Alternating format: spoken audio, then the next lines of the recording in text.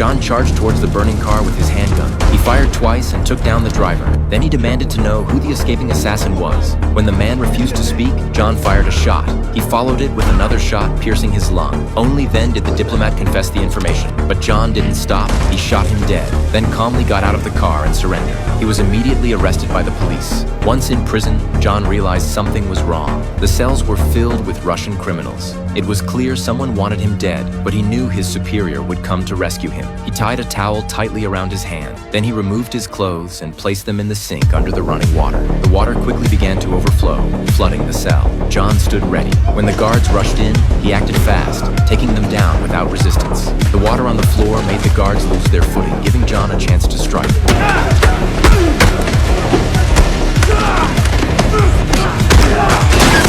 After knocking out several guards, he grabbed one by the neck. He forced the guard to close the cell door, but John didn't let go. He waited until his superior sent someone to rescue him. Then he walked out of the prison with confidence. After his release, John was brought to the CIA under questioning. John revealed the name of the assassin. The officials decided to send a team to capture him because the man was a ruthless spy and had been trying to provoke a war between the US and Russia. After discussions, they decided to send the Navy SEALs to Russia to capture him. John, driven by revenge, joined the operation, but to avoid drawing attention, they had to fly commercially. However, just as they were about to jump out of the plane over the target area, a Russian fighter jet suddenly appeared, firing missiles, claiming it was an act of aggression. The wings of their plane were instantly blown off, severely damaged, and the plane plummeted into the ocean. The water quickly flooded the cabin. To continue the mission, John and his team took inflatable boats upstream. After surfacing, they quickly inflated the boats and successfully escaped the scene. Later, they infiltrated the target area to capture the suspect, but John, while his teammates weren't paying attention,